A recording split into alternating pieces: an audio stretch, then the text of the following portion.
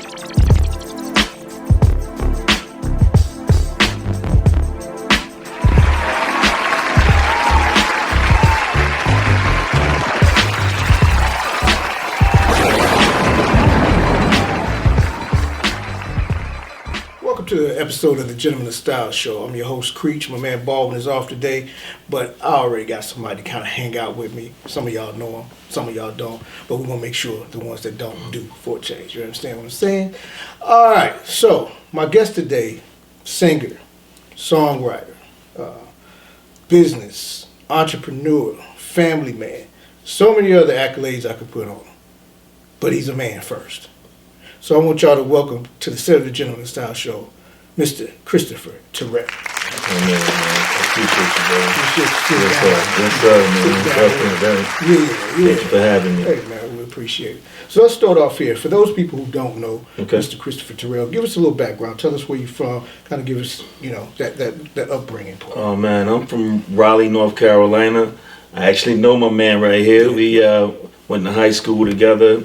The Low, you know what I mean? I always got to shout out the Low. Best that ever did it, baby. Best school in America. I always tell everybody that, you know what I mean? Eagles, let's go, you know what I mean? But upbringing, man, here was actually a blessing. I know in comparison to large cities and whatnot, it was slower, you know, because you would have family members that would come down from bigger cities or whatnot, and they didn't like it because they didn't hear police sirens and, EMS, all the time. People don't know how to deal with that. It wasn't a corner store.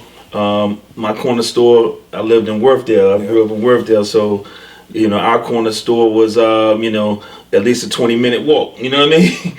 So, we came up, but we had love. I had family members in every hood in Raleigh. You know what I mean? So, although you still had issues growing up because it wasn't really gangs when we came up like that, but it was neighborhood gangs. It wasn't like the colors and whatnot. So it was more of a neighborhood gangs. But again, having family in every neighborhood, I was usually always good, But Raleigh was love, man. You know what I mean? And the mighty in-law helped mold me. You know what I mean? That's how I got into this really entertainment, the air guitar. That really jumped it off for me, really loving the stage. You know what I mean? When you get those, you up there dancing, do your thing, that really helped tip it off. Yeah, for those who don't know, air guitar used to be a thing that Enloe High School put on. Was like the biggest thing in the area. Absolutely. It was a lip sync competition within the students of Enloe High School. Yeah. And when I tell you, when we hit the stage, we went all out. Yeah, absolutely. We went all out. So, like yourself, I think that's where I kind of decided I wanted to be an entertainer. Because that moment of getting on stage, and when I tell you, I've done talent shows before, church stuff, but when you come out on stage for that, for air guitar, it was like, it was next level. And Enloe, we got to give it up, was a gifted and talented school, so it was a lot of great talent, at that school. And, you had people that were just, amazing dancers, amazing entertainers, amazing singers. And, we all got together on that one stage that one night. And then, of course, when we became juniors, it was 2 nights. So right. Every year, I was from 9th grade to my senior year. Actually, they even invited me back. You know what I mean? To close out the following year. Well, me, Barry, Eric, we did Poison. Came out there and did BBD. Yeah. So it was just an amazing time, man. That had a big influence on me and pushed me to wanting to go to the next level. Do you come from a musical family? Or? I do. It's funny. My great grandfather, Jarvis Terrell, God bless, passed away in '89. The year we graduated from high school. Damn, telling my age. Telling both our age. But he passed away in '89 December. But I was told he was one of the first people in North Carolina to have his own record label. Oh, okay. And my father's cousins, his first cousin and my uncle, my father's brother, had a group out of Garner called the Golden Ears of Garner, which was a gospel group. They did the Bible Belt, traveling with everybody, every gospel group that was out there. They were pretty big. And they influenced me, and just being at church, we had a great choir back then at the church I grew up in, and that really helped me. I always tell people that when I was, we didn't have much growing up. So we had a thing, if you remember, called show and tell. Yes. Everybody, who grew up with us, you had show and tell, so you show off gifts or certain things that you would have from home. I didn't have a lot, so I always sang. You know what I mean? Right. I would sing a song, and my kindergarten teacher pushed me. I mean, I didn't even really know about singing. I just would sing around the house. My mother had like a Mr. Microphone. Oh, wow. Growing up, I remember, never forget, it was like a blue radio with a microphone, and the lady who used to keep me, she would have me singing. She was like, you heard him sing? And we were in class one day, and I think David Williams was in my flavors in my class, and a few other people. That's the only dude, one of the only people that started with me from the beginning all the way through high school. But our music teacher was teaching us this song. I don't even know the name of it. I never knew the name of it, but I call it the color song. Like red and yellow and pink and green, purple and orange. It was a color song to me, so you'd sing all the colors. She taught us that. And I'll never forget, she was like, when we finished class, she called me back up and she played it again. And she, made me sing it by myself. And she called my mother that night and was like, your son can really sing. You might need to, do something with that. Put him in something. I'm sorry, she didn't call. She sent a note. I apologize. She didn't call. She sent a note home to my mother saying that, like, you might really need to do something with that. So she threw me in a choir, junior choir at the time. But from there, it was like, boom, get out there. You know what I mean? So that's really how it all started. I'm going to ask you a crazy question. Mm-hmm. Do you remember the very first song you've ever written? Yeah, man. Well, I shouldn't say the very first song I've written, because, you write songs. Now I'm talking about that cornball song that you probably wrote that first time Well, out. I'm going to tell you. It was, I'm just going to say, I'm going to give this my first song because the first song I actually recorded. Okay. Right? It was called You Can Do It. All right. Right? Corny. When I say corny, corny. And I'm talking about super duper corny. The hook was like, you can do it. If you want to, you can do it. Like, the beat was corny. Like, everything about it was corny, super corny. I had won this. So after high school, I won this contest over at St. Aul. Okay. You know what I mean? Won like $5,000 recording thing. And I don't know exactly what happened, but I ended up going to my cousin's studio and recording this song, and he recorded me. I don't even remember who did the track, the music for it, but it was so corny, man. I was just like, wow. I still have it on like a 10-inch reel. Oh, wow. I still got to this reel right now in one of my briefcases. You know what I mean? Like with a lot of contracts that had been given to me that I never signed. You know. But I got the 10-inch at the house, man. You can do it, man. It's super whack, but I did it. It was my first song. I asked that question because I was cleaning up the other day, and I came across this notebook where I wrote my first song in it. Wow. And I was looking at this song, and I was like, this is so corny. Like, this is horrible. But anyway, I'll move on. But I had to know if you knew that first song. A lot of people forget about that first corny song, but that's the one that, you know, there's love for that first corny song because you put your heart in it and you actually completed it. Yeah, because at the time I didn't think it was corny. Right. But when I got to New York, I realized how corny it was. You know, even the first songs that me and Adrian did, you know, they were corny.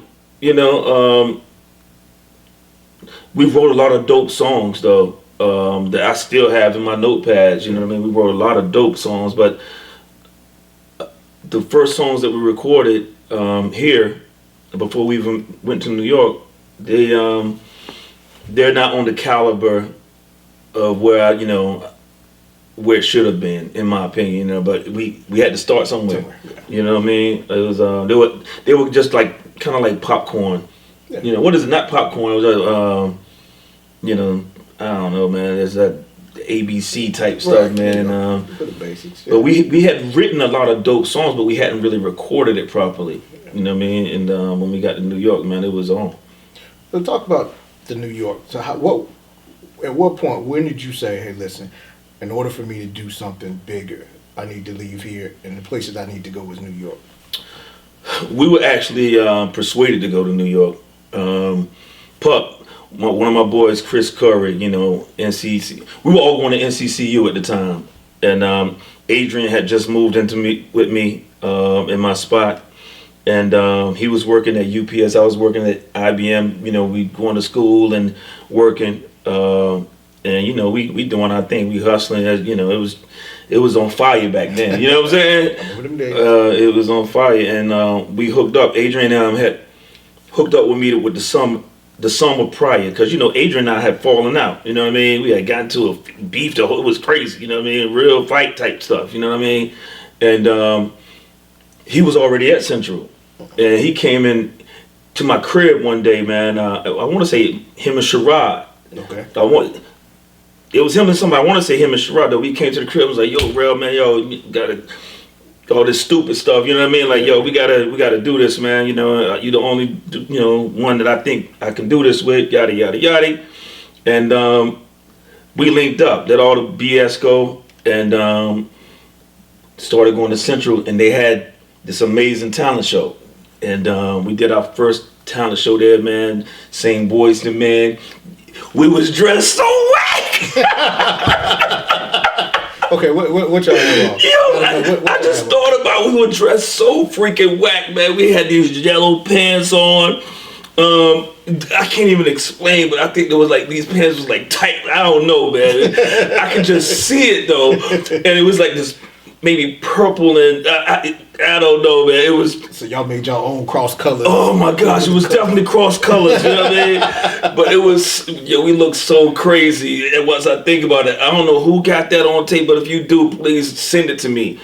But we went out there, we did our thing, but you know, I wasn't happy with the performance. I was actually upset, you know, because you know I'm a perfectionist, and if it sounded like, I was even mad at Adrian. I was mad at myself. I'm like, yo, we sounded like, you know, but everybody else wasn't saying that, you know. And this dude named Carl and Juro, they were bondsmen out of Durham, and they used to go to NCU as well. And they were like, yo, man, we want to manage y'all. You know what I mean? So we couldn't have did that bad, right? You know, but again, I'm hard on myself, and you know, I had family members there, man. They was like, yeah, my mother don't play. She was like, yeah, y'all need to practice. I love you, baby. Y'all need to work. You might need to reconsider this thing with, you know what I mean? Yeah, I don't know what y'all doing, but yeah, my mom, she's straight up, you know, and but that's how I felt too. But everybody hears things different, you know. She just know what we can do, and she know how we sound, so she know that wasn't our best. So that's what that was.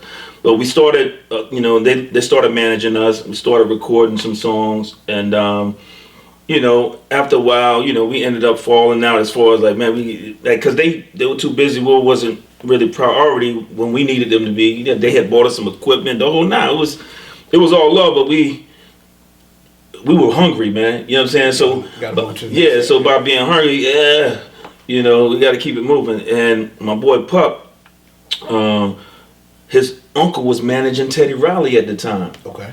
So Pup was like, yo, I call my uncle, man. You know what I mean? You know, we can go up now. So he had the Honda Accord at the time. We jumped in the whip, and me, him, and Zoid went up to Zoid is Adrian nickname. You know, he had a group named the Zoid. So shout out to the Zoids, everybody. B Zoid, Jazz Zoid, you know what I'm saying? All the Zoids, A Zoid, you know what I mean? We had Legazoid. You know, but we got to Virginia Beach. It was early one morning. I don't know if we stayed there that night and then we went to the studio mad early, because when we got there, Teddy had a robe on. You know what I mean? So he had a bedroom in the studio too. So you know, we got there and we ended up singing for him. They was digging it, taking pictures the whole nine, and it was like, yo, set up a studio for y'all later. Y'all come back, and we was like, cool. So, but this is what happened. Okay. So my homegirl, Karen Sampson. Okay, Karen. My homegirl. Big shout out to Karen. I call her Red. You know what I mean? Red. You know, that's my homegirl. You know, from the Dell. And she was going to Hampton. Mm-hmm. Oh boy, we go down to Hampton. You know, we was like, yo, we'll be back. We gonna go hang out with, you know, Karen and her girl. Man, Karen had all these banging girls, you know what I mean? And they was all on us. So you know, we got, you know, it was fire. We didn't get back to 2 o'clock in the morning. Yo, Pup's uncle, listen, Harvey Austin, y'all can Google him, you know what I mean? He's official, been around. He passed away, got rest, you know, but he cursed us out. Yeah. You know what I mean?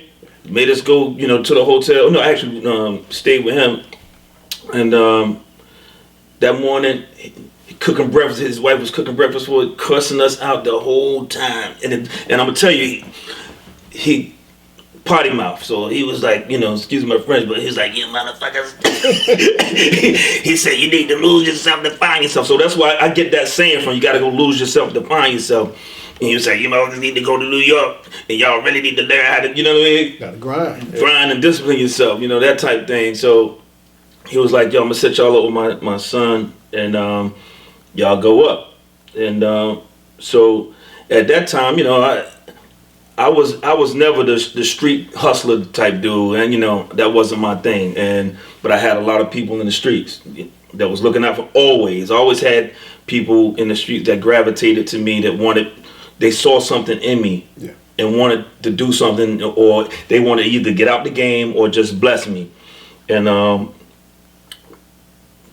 you know, I got a couple stories in my head, but at this point, Big Mike hit me off with some dough, you know what I mean? And it was like, yo, just take that, go up there, do your thing. And so me and A, we hit the road. We rented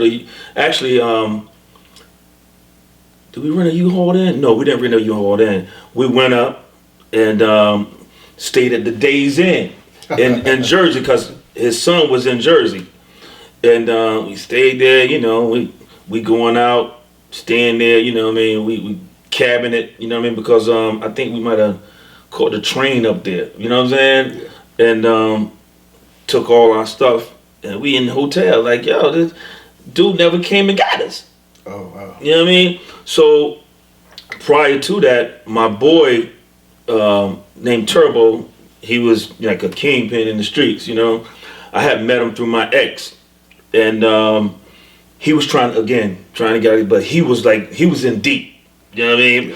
But he never let nobody bother me. Like, he was one of these dudes, like, yo, Red. He called me, he was Jamaican, so everybody called me Red Terrell. But you know, he called me, yo, Red, yo, still Red, don't do that, you know what I mean? Like, and he was living in outside of DC at the time, and he had all these goons, like super goons. Like, that was my first time ever being on that level of goonness and goblins. You know what I mean? And he was a real one.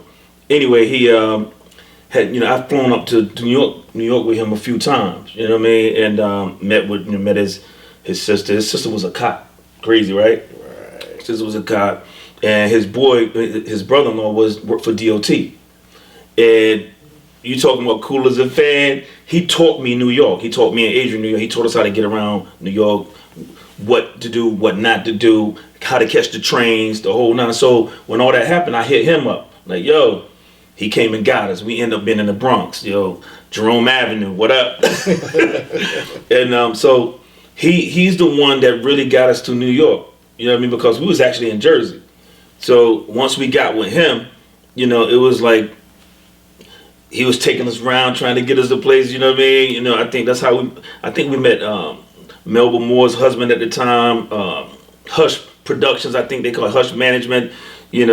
Just grinding, man. You know what I mean? And we got to moving around, man, and even got with another dude that was in the drug game. I know it. Listen, I'm sorry. That's just how the streets were. When you're doing things that we do, a lot of people was in the game. A lot of people was selling drugs, coke, the whole nine. And this guy who we met, who was part of some of the people we were dealing with, big in the game, and he was trying to get us to go home, send us back to North Carolina, and we was like, nah, we're not going, man. And I never forget we would sit outside his spot where he would, get his transaction. He had his crew, you know what I mean? And we out in his van, and nervous because we was real green, you know what I mean? And you got all type of action going on all around us. You know what I mean? So we wasn't from New York. We ain't know the area. We ain't know nothing. You know what I mean? This is the first time I ever heard about cats coming in the barber shop and sitting in the chair. You was taking out. You know what I mean? So it was that. And then he was just he was real hard. He was hardcore, and he was an older dude. You know what I mean? And again, he was trying to get us to go to the crib. He was like, "Yo, man, y'all, it's too much. You know what I mean? Up here, and y'all need to get yourself prepared." We're like, nah, we're not going back home. And it's crazy. He ended up, his man was Harvey Alston's son, you know what I mean? And we ended up going back to Jersey and hung out with Lawrence Taylor, you know what I'm saying? Same for, he had a nightclub at the time, East Rutherford, New Jersey. That was our first gig. You know what I mean? LT was about nice that night too, but he was mad cool because, I forgot, he had a lot of upbringing here, you know what I mean? So we connected real good, man, and that's really how it all started right there, bro. You know what I mean? From that experience, you went through a lot of different ups, downs, trials, and tribulations. So you got a son that's in the music. Mm-hmm. So from that time period, what do you tell him about that? Meaning, what wisdom do you bestow on him? Because he didn't have to go through that. So what do you kind of tell him about the industry itself? Man, the industry is difficult, and it's totally different than what it is now.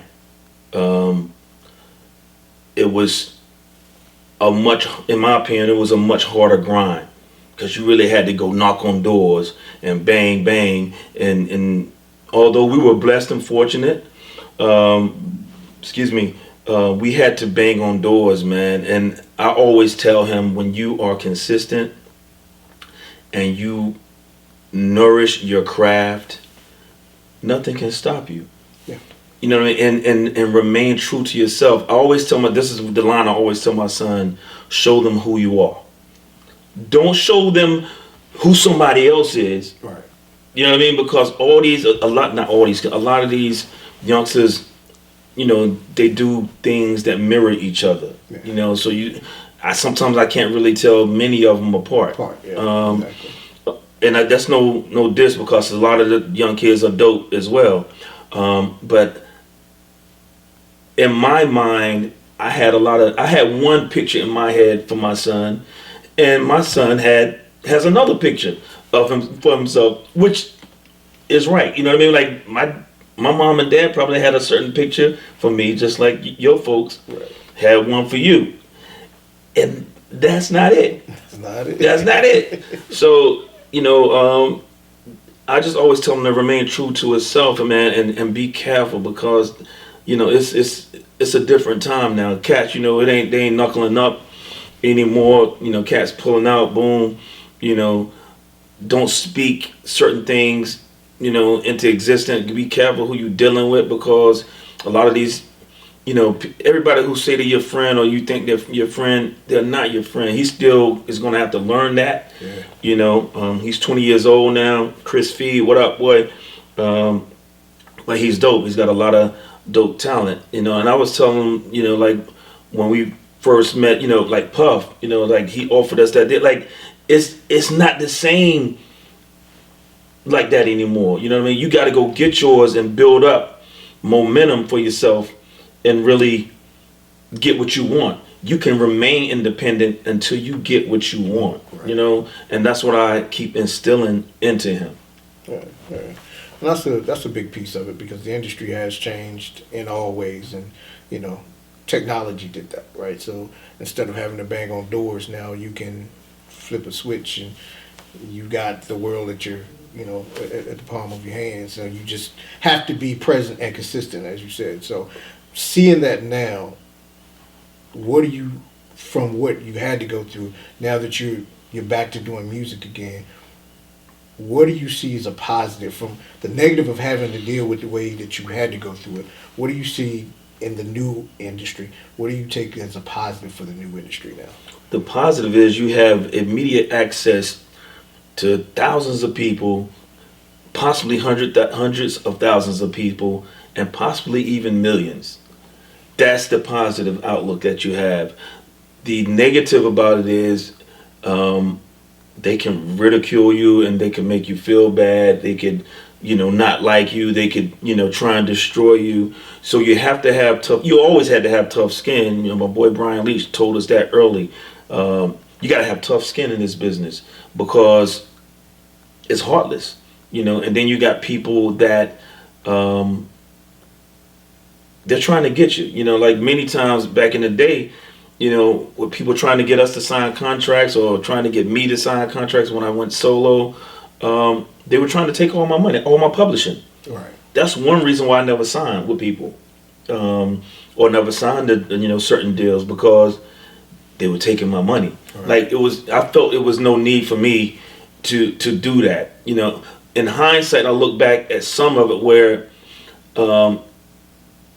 you can't make money unless you sacrifice, right? Right. Sometimes sometimes it's an investment, right? Or you can't make something out of, that's not the word I'm looking for, or the phrase I'm looking for, but basically, if you have something that you put out, right, and nobody sees it, how can it make money? Right. But if you put out something that somebody's taking a great large percentage of, at least they'll see you, and you might get a little something. Right. But if you put something out that nobody really ever sees, then what's the point? So I look at it like that, where I could have done that and took my losses, and then went back and got it later.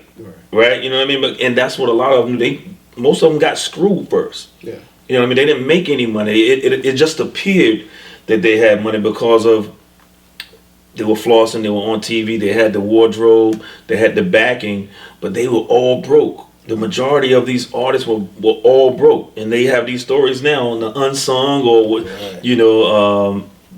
different shows that you may see telling their story, and it was the majority of them. Adrian and I, we chose not to go that route, man. There's so many arguments we got into with other people that we felt were trying to screw us. I mean, man, we used to get into it, man. Just trying to figure it out, because we were young and just trying to get it. We were hungry and we wanted it, but we didn't want to get screwed. Yeah. You know what I mean? And that was a big thing for us. We just didn't want to get screwed. Well, that's actually ahead of your time type of thing. You guys were ahead of your time in the thought process. Most people were so gung ho with getting on, like you said, they sign whatever deal and never make any money because they signed away everything. Correct. And they keep going and they keep going. 3, 4, 5 albums in, they still not really making the money that they should, but that's the deal that they signed. Correct. And so at some point, you look at these artists now, and you wonder, like, damn, you had a #1 album, or you had this joint, you had that joint. What happened to you? And then by the time it's time for you to get your money, the industry's kind of done with you. Right. You're not able to, re-up again and bring out some of them. And people try to consistently drop stuff after the fact, and it's just never the same as when they were, on top. When they were at that pivotal moment, man, and on top, like you said, and it's sad, man, and the fortunate thing about again now is that you can make a comeback if you are consistent, So let's talk about the new project. Let everybody know, what's the new project? The Geo Soul tape. And let them know why. I know we talked about different titles at one point in time. How did you settle on the Geo Soul tape? Well, trying to think of a title for this album was it was kind of difficult because I knew I didn't want to do anything negative. Shout out to Magic Reed. He actually influenced me to do this album. I wouldn't have done it without him. I wasn't in the mental space to do this album. My boy had just, recently been murdered, and I was in a real bad space, and then my father having dementia. Everything that I was thinking about with the song was either anger or deep pain, so I wanted to stay away from that because, not only because of that, but we were seeing our people, meaning seeing a lot of us just doing you always hearing something negative, somebody getting murdered, somebody getting shot, somebody getting locked up, somebody, just hard times, somebody passing away for whatever, if it was health, whatever it was, it's just been so many dark times for a lot of us. We had just come out of the pandemic, so many people had passed away that we knew, or the relatives of people that we knew, and it was just dark. So I wasn't in that mental space, and he was like, "Dude, you can do it. Just try." He sent me this track, and I was like, again, I wasn't in the mental space. So the first song on my album is called "Give Me Real Love." My son co-wrote that, and that was the first song that I recorded, because I was like, "Yo, I wanted some young flavor first and foremost." So I was like, "Yo, let me hear what you can come up with this." You know what I mean? And he did. He came up with fire. I was like, okay. Okay, I taught you good, son. I taught you good. So he wrote the hook, and then he wrote that first verse, and I was like, okay, I got it from here. You know what I mean? So recorded it, and I sent it to up to New York, up to Jersey, and he was like, yo, and my wife and I, anniversary, he was like, he sent us the mix. He was like, yo, this your anniversary gift right here. So I was like, oh my, when I heard it, because I hadn't heard it, I had, the rough mix at the house, because I recorded it at home. And when I heard it, it sparked. I was like, okay, I think I might be ready to do this album. And I still wasn't quite sure, but I ended up having to go to New York for a wedding. And right after the wedding, I stayed in New York, and I went to the studio and I knocked out like 3 songs, like right away, back to back.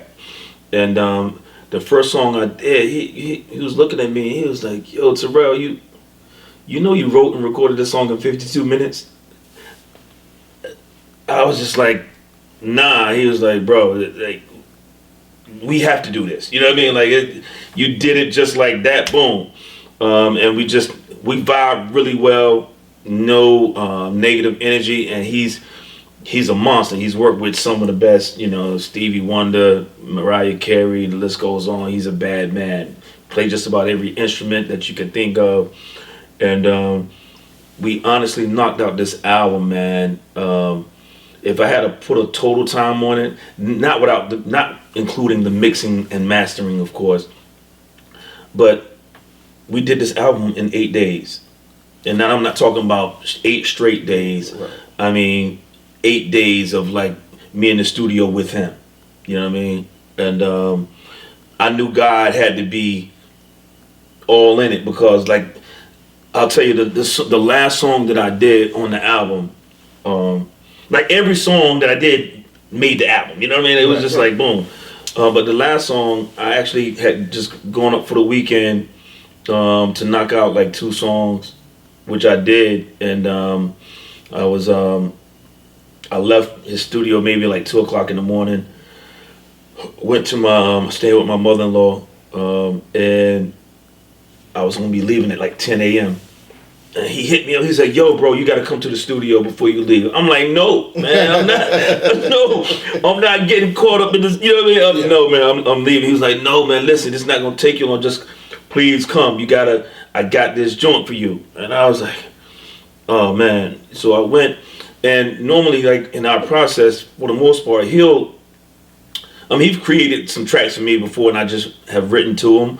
But for the most part, with this project, he might have started with like a base of something, and then he just built around what I was doing, like to make it boom. Right. So when we got there, we didn't even go in. He has 3 studios within his space, and when I go upstairs to his spot, he has like a little office area set up as soon as you walk in, and he was sitting there, and so I sat down.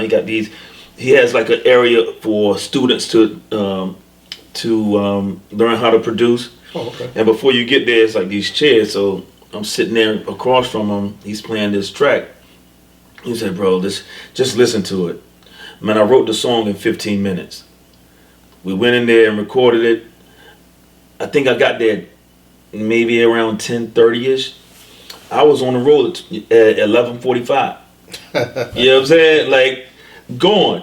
And it's my favorite song on the album, and from all the feedback that I get outside of Friday Night What's Up, Last Love is like people's favorite, because it's so passionate, and it tells a story. It's most of the songs is has a lot of conviction in it, but this one tells a story that most everybody can relate to. Right. You know what I mean? Because when you first go into a relationship with someone, especially that you feeling, you like, man, I'm hoping this is the last one. You know what I mean? Because if it is, I'm good. You know what I mean? That's when you decide to be in a relationship. I'm not talking about if you out here hoeing and doing your thing. You know what I mean? That's different. I'm talking about if you think you found the right one, you hope it's the right and last one. Yeah. You know what I mean? And that's what this song was, man. It's just, it just banged, man. And I couldn't release it first because a lot of people were like, "Why don't you release that one?" First of all, many of my fans and people that know me know I've been dealing with, I've had surgery, so I couldn't get out there and do whatever. So I had to put a song out that I know is quality. Well, all the music is quality, but I know this is this song here, Last Love, my first single off the album, Last Love. When I first started writing this song, I went dark, right? So I started talking about my boy Taheem, and then the second verse was about my dad. And when I started recording it, Magic hit the button and said, "Yo, Terrell, No. Yo, bro, we can't put this out, man. We can't put this out." And I was like, he was like, "Yo, let's go to lunch." You know what I'm saying? Yeah. And just, because I got there early. I would get there early in the mornings. Early, it means 10 o'clock. We we get our breakfast and whatnot. And nothing like a nice breakfast sandwich in New York or Jersey for him. And we started recording. And we left. We went to this little Spanish spot down the block.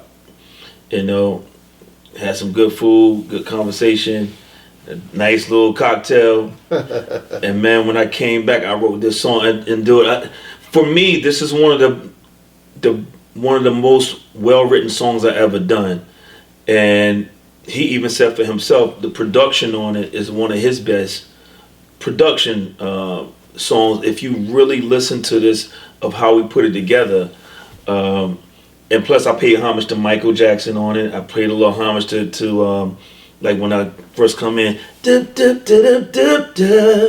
Mike. That's Mike. You know what I mean? So, and then the way I flow, the type of vocals I put on it at the beginning was I love Michael Jackson. And then on my like the B section of the song, I had a little Prince flavor up there. So, and throughout this project, I paid homage to the people that I love. Like the last song, Out of This World, which is his favorite song, I paid homage to Rick James. You know what I mean? Like it's you got to give love to those, man, who influenced you the most. And this project, man, is I'm really proud of it because I didn't know it was going to come out like this, and I got people in the industry that have given me my props on it. You know what I mean? That I know wouldn't do it if if it wasn't what it was, because they don't lie. You know what I mean? They're not going to give you that, and they have. So I'm confident about the project. If this project only sells 10 albums or streams 3, only have 3 streams, I know the work of it is dope. I know it's quality. I know the vocals up here are straight, melodies, and it's well written. So I'm not afraid of somebody saying, "Yo, that's whack." That's you being, and I know music is subjective. Right. We all know that, but I know what it is. I know the quality of work it is. I know it's dope. If you give it an ear, you're gonna have to say, "Oh." Even if you like 1 or 2 joints, but most people that I know, they're gonna give me at least 4 or 5. You know what I mean? They're gonna, and that's what they've done. Like everybody, like, yo, I got 4 or 5 up there. Like, dude, that's who can ask for more? You know what I mean? So, the one thing that you had mentioned earlier, I know I talk a lot, man. That's what I do. I talk a lot. One thing about what you were saying, about earlier on, the early years, if we would have had those opportunities back in the 90s, me and Adrian would have had our own little TV show or been on somebody's thing, because we were in the midst of everybody. Everybody saw our grind. Everybody saw how we were, just doing it, man. Like going up there, immediately working with Brian Leach, who is a big name in the, and I can drop these names because it really happened. This is my truth. Brian Leach was managing us, and he put us on with RCA. We were living with him at the time when we didn't have anywhere else to go. He was, and so when Puff offered us the deal, it was we didn't take it because we were loyal. You know what I mean? That was the first reason that we didn't take it. And Puff was young at the time. We didn't really know Puff like that. Puff had, of course he did a Puff on me. He was like, bro, I got Mary J, I got Jodeci, I got Haven, he broke that down, to me, but we were being loyal, you know what I mean? And then when the RCA deal fell through, like a year later, we ended up going back, because when we first met, I could tell you this little story. So Puff called me. I was staying at my ex's grandfather's crib. Like, dude, I'm telling you, we was all over. We was just trying to survive and stay up. So we were in White Plains at the time, and Puff called. One of the girls that I met down at Hampton with Karen, she was working in New York doing an intern at one of the record labels. She done met Puff and told Puff about it. So Puff calls me. I speak to Terrell. Yo, this Terrell. Yo, he said, yo, B. He said, such and such told me about you, and you and your man, I want y'all to come down to 1775 Broadway, which was MCA, Uptown, and holler at me, today. And I was like, nah, bro, we can't do it. We got other meetings going on. You know, I can't do it today. I hung up the phone. He calls right back. He said, yo, B, you know who I am? You know what I'm saying? I got Joe, this is your Mary J. Blige, you know, all that, you know. I'm like, yo, I know who you are, but he said, yo, B, if y'all all that, come and meet me down here at 4:30. Of course, me and Adrian was like, shit, we out. You know what I mean? We going, you know what I mean? And he said all that, so we jumped on the Iron Horse, and we went to meet him, man. And the crazy part is, so the day before, we had met at that time. My boy Brian Leach, I think it was his cousin or his uncle was like road managing for Mary at the time, and so we walk up in. They take us upstairs, and dude seen us. He was like, "Yo, what y'all doing here?" He was like, "Yo, we came out to see Puff." And he was like, "Oh, okay." So I had never seen Puff in person, right? So at that time, so when me and Adrian was sitting there. He walks in, we didn't know. He was like, yo, y'all looking for Puff? Dude had a t-shirt on, he was bald headed, he had Tim's on, shorts. Yo, I'm Puff. We was like, oh, snap, he our age, you know what I mean? Right. So he was like, yo, let's go. So we going to the back. My man Brian's family was like, yo, Puff, they good. Puff was like, man, get out of here, you know what I'm saying? Because he was like, yo, they good already. So we go into, you know, to his office, we start singing the national anthem for about 30 minutes, you know what I mean? You know, oh, say. You know what I'm saying? We done broke it down. It's a game. You know what I mean? So we just saying that. We put in our little demo. And Puff was looking at me, you know, he looking at Adrian, he looking at me. He was like, yo, B, he said, you like R. Kelly? And I was like, yeah, you know. This was before all the craziness now. He was like, yo. I was like, yeah, of course. He was like, yeah, you remind me of, man, your sound, you know, some tones that you got. And I was like, okay. He was like, yo, he was just talking, you know, about our upbringing as well. His phone rings. And he looking at me, you know, he tend to look at you like that, right? He said, yo, Terrell, the phone for you. And I'm like, what? You know what I mean? So he hands me a phone. It's my boy Brian. Yo, y'all doing? You know what I'm saying? Right. Hey, y'all at? You know what I'm saying? What y'all do? Yo, man, I got, you know, what y'all doing, you know, so that actually helped, like, the hype. You know what I mean? Like, yo, we up here with Uptown. Puff was like, yo, when he on the phone, he was like, yo, I offer y'all $175,000 or $225,000 deal, you know what I mean? But I gotta manage y'all, you know what I mean? You know, I was like, okay, you know, we was hype, you know, and Adrian was real hype. He was like, yo, you know, he was like, hold on, I'm going to get Andre. So he brings Andre in the office. He was like, yo, Andre, they coming back to the office Tuesday to talk about this deal. Cool. We go downstairs. He was like, yo, B, I want y'all to come to this party. It was like, what's the 411 party? Mary had just dropped. A big party, you know, everybody and your mother was performing that night, you know what I mean, at this spot. And he was like, yo, y'all gonna be my guests. And I'm gonna walk y'all out. So he walking us downstairs because he was like, I'm out for the day, you know what I mean? I'm ready to go get whatever. So we get off the elevator. And in comes Mary J. Blige and like 5 girls.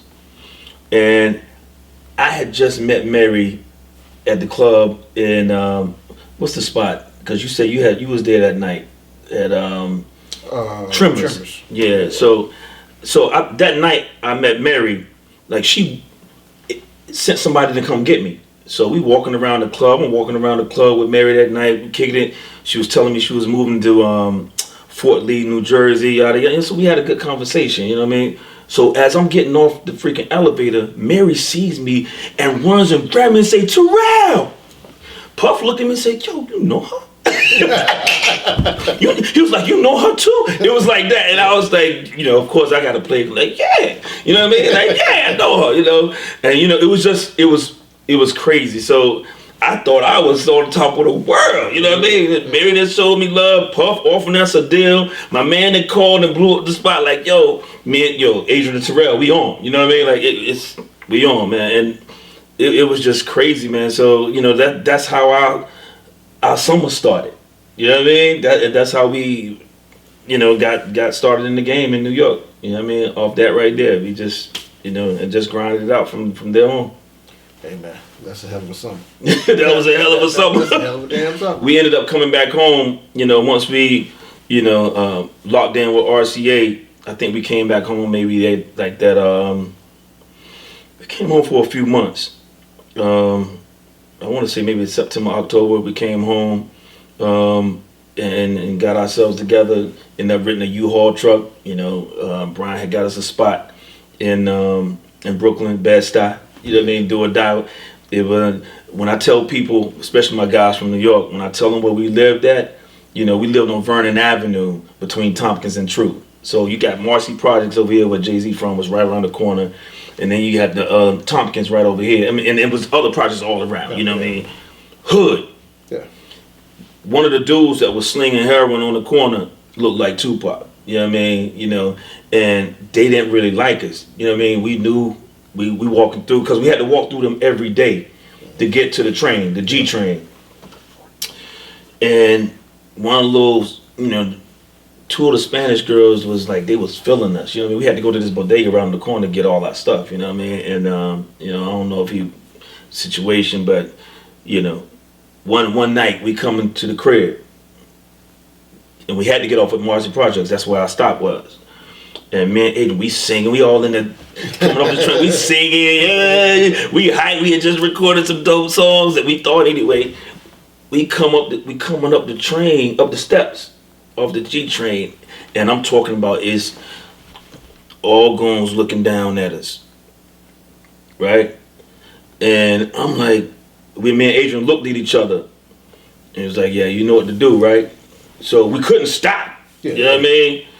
Because it's no out down there, you know what I mean? So you gotta come up, so, and cats was getting robbed, you know what I mean? Getting, robbed, stomped out, whatever, and we was like, we got to the top of the steps.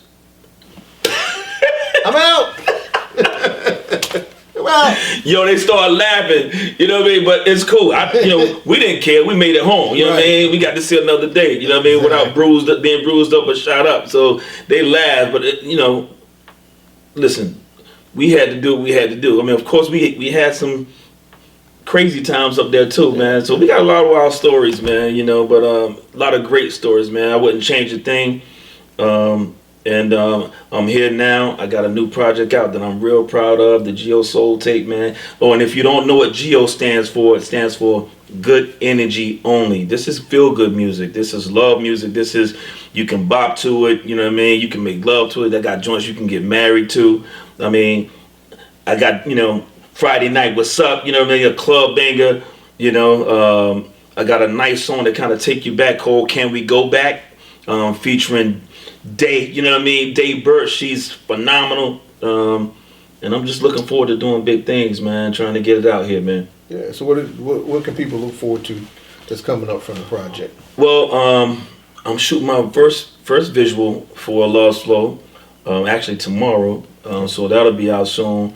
But I'm going to be putting together a something like a tiny desk or an unplugged where, excuse me, I'm going to be singing live for the first time on the project. And I'm probably going to have my son open up. I want it to be real intimate. I don't want anything super big because I'm going to film it. And I'm going to put it out there and let the people just gravitate to it. And the ones who are supposed to see it will see it. And I'm just going to give it to you raw, man. Like I said, it's been many years. People been wanting me to do this for a while. And it's something that I think I need to do. It's something that's positive, that's going to make you feel good. It's nothing, again, negative. I'm only about good energy. If it's anything negative, I don't want to be around it. And I heard a comedian say the other day, if it's anybody that you don't rock with, you don't need to be around them. Yeah. You know what I mean? Like, I don't want to be around anybody that doesn't rock with me. You know what I mean? Because I rock with everybody, but I may not know you ain't really rocking with me until I get around you. You know what I mean? Like, I can feel your energy. You know what I mean? We feel it. God has given us a gift to feel certain things that people not rocking with you. But if I know you're not rocking with you, I don't want to be around you. So I'm very intentional about life. And I think this was something that was intentional because it's intentional about love and and feel good and everything, man. So the Geo Soul tape. Geo Soul tape. If you haven't checked it out, go check it out. All right. Let everybody know where they can check you out. Well, you can follow me on all platforms under R&B Terrell. On Instagram, RNB Terrell. Facebook, RNB Terrell. Twitter, RNB Terrell. Twitch. What's the TikTok, RNB Terrell. Like, you can find me anywhere, and my music is on all platforms. Wherever you listen to music is there, including YouTube and Pandora. So you got Pandora, Spotify, Apple Music. Again, wherever you can download music is there, including Amazon. All right. So, wrapping up your experience from back in the day to the new project, all in one, what would you tell somebody who wants to get in the music industry right now? Anybody that wants to get into music, into the music industry, I would say read up on the business side of the music industry. You already have a gift, because you wouldn't want to get into it if you didn't have a gift, right? So if your gift is writing or singing or videography or whatever it is, read up on the business side so you are aware of the business, because you're going to need to know the business aspect in order to grow.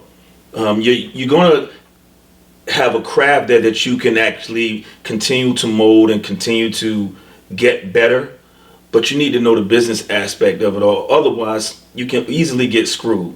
Try to know up front what you're getting into, or who you're getting into bed with. The gift part, is so many gifted people out there. I was just telling my son, it's hundreds of thousands of us, right, that are gifted, that are never seen, that are never heard, right? So know your business, be consistent, and go get it. Try to be yourself. Don't try to be somebody else, right?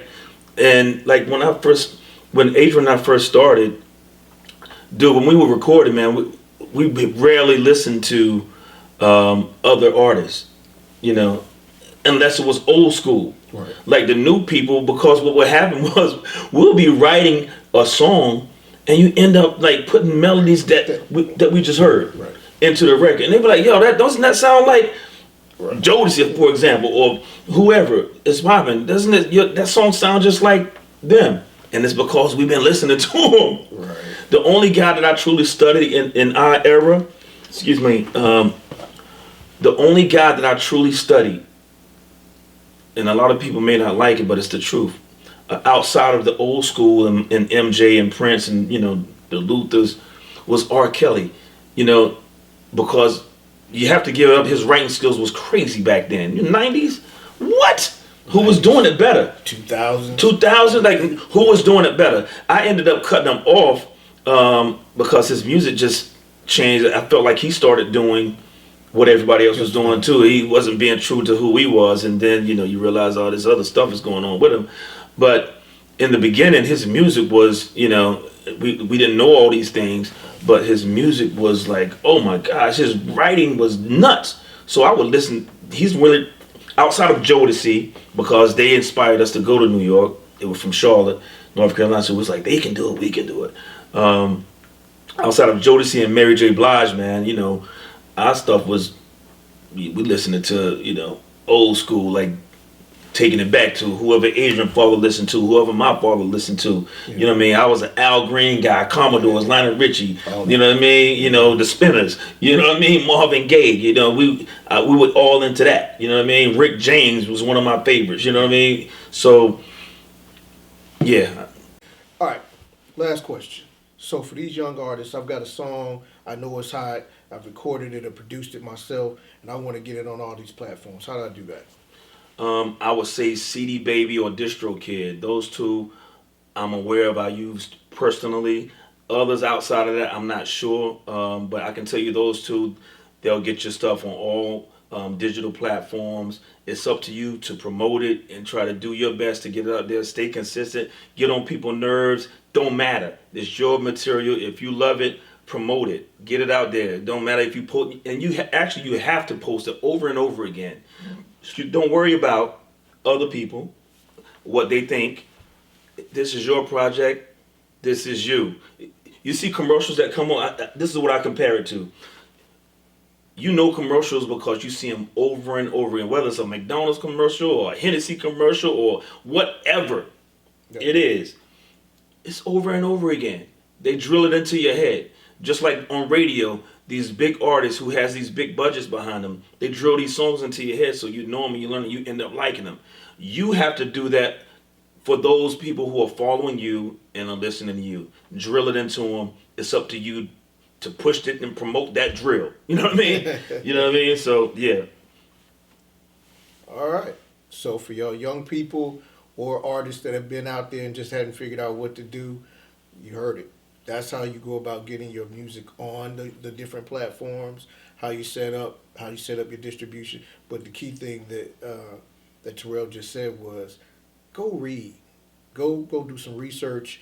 Go try to figure out what you're about to be a part of. So don't just jump out in the music industry and think you're going to hit videos and you're going to be flying everywhere and doing all these great things. I mean, it could happen that way. Very few see that. Correct. But go out and make sure that you're doing your research, understand how your money is supposed to come in, understand where your money is going. See, those are key factors that most people don't really get into. They don't understand how they get their money. They don't understand where their money is going.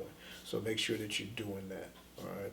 Anything you got coming up outside of, we know you got the video coming, we got the Tiny Desk or something like that, or Unplug coming. Anything else you got going on? Anything your son got going on? Well, my son Chris Feed, he has a new single out right now called "I Feel It."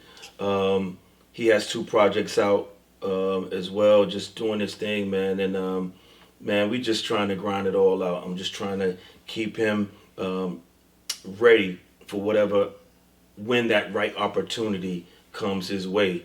And I'm hoping that we will do something together. A lot of people are saying, when are you guys going to do a song together? Hopefully we'll get a chance to do something soon. And big shout out to my boy AG. AG Thomas. We right here in North Carolina. Both from Raleigh. And I'm all about unification. And a lot of people wouldn't take time to shout out somebody else, another artist like that, in that interview. But I'm not like that. This is what we got to do. This is the only way we blast. So just like me and T here, although we don't do the same thing, but it's unification. Us getting together, us getting certain things popping, and that's what you have to do. Unite, unify with people that are doing like-minded things. And I got nothing love for my love for my brother. He's doing his thing. Again, big shout out to him and everybody else who's doing it, who's actually pushing love and unification of Raleigh, of North Carolina, trying to get it. We can all do this if we put our heads, together and make some things happen. Let the hate go. Let's support each other. That's really all I got. Yeah, big shout out to AG. I got to get AG on the show too. Me and AG go back. Like I said, AG was in my first. No, he was in my second singing group when I was at A&T. So I had my first one. Wow. Disbanded that one. Wow. And then a friend of mine from Lewisburg brought AG to my room, and he said, I got somebody that I think he can do it. He can do it. And I said, he can do it. I said, well, bring him on up. And he brought AG to the room. And shout out to Derek Gill, who actually brought him to the room. And yeah, AG did his thing, and we was like, you're our lead singer. Because I never wanted to be a lead singer. Right. I wanted to be the Biv or the Ronnie DeVoe of the group. Right, I wanted to right. worry about everything else, the business, the style, the dancing. I wanted to worry about it, and I wanted that one dude that could kill it. Like when you put him out there, let him kill it. And then I'll hit my notes when I'm supposed to. But yeah, shout out to AG. AG, we'll link up. So that's one thing that a lot of people don't know as well. So we're planning to do a single together. So Riley, get ready for that, because I know when we do it, it's gonna be crazy. So we're planning on doing a record together. We're both excited about doing it, and summertime. Maybe the boys will let me spit on it. I don't really want to sing no more. I'm doing bars. I'm doing bars. All right. Yeah.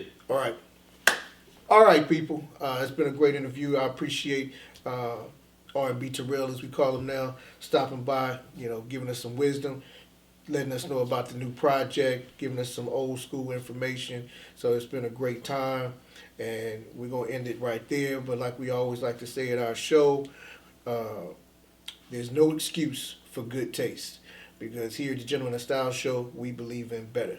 Till next time, peace.